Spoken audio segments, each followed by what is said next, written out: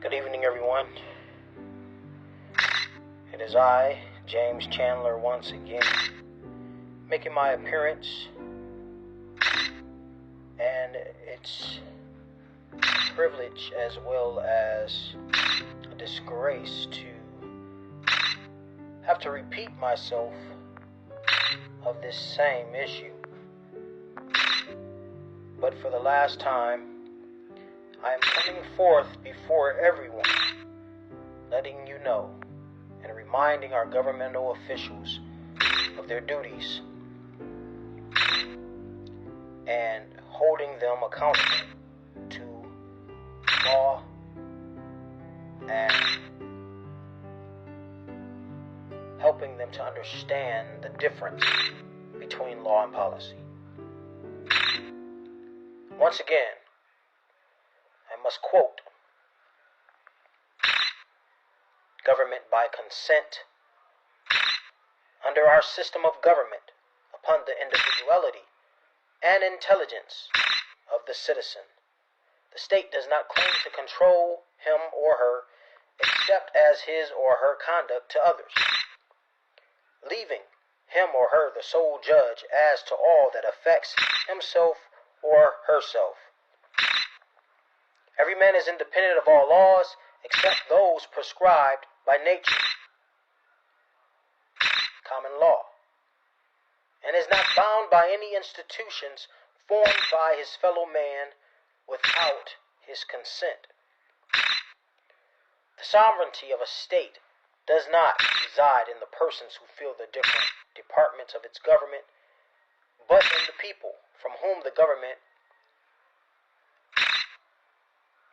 emanated, and they may change it at their discretion.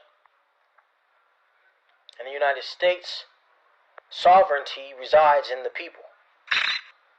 Congress cannot invoke the sovereign power of the people to override their will. This Constitution and the laws of the United States, which shall be made in pursuance thereof, all treaties made, or which shall be made under the authority of the United States, shall be the supreme law of the land, and judges in every state shall be bound thereby. Anything in the Constitution or laws of any state to the contrary notwithstanding, thereby ordaining the Constitution as the law of the land, declared in Article 6, Clause 2. We hold these truths to be self-evident, that all men are created equal, that they are endowed by their Creator with certain unalienable rights, that among these are life, liberty, and the pursuit of happiness, that to secure these rights, governments are instituted among men, deriving their just powers from the consent of the governed, that whenever any form of government becomes destructive of these ends, it is the right of the people to alter or to abolish it, and to institute new government, laying its foundation on such principles and organizing its powers in such form as to them shall seem most likely to affect their safety and happiness. We the people are the rightful masters of both Congress and the courts, not to overthrow the Constitution, but to overthrow the men who pervert the Constitution. In 18 U.S.C. 3571,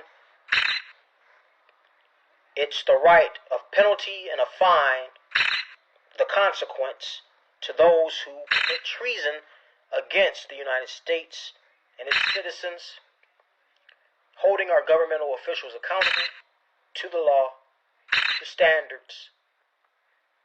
There is a consequence for the constant betrayal of the people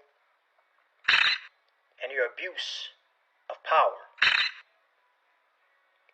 Thank you for this opportunity to come forth and to share this word, this message. Let us stand together and be the change we want to see. Thank you.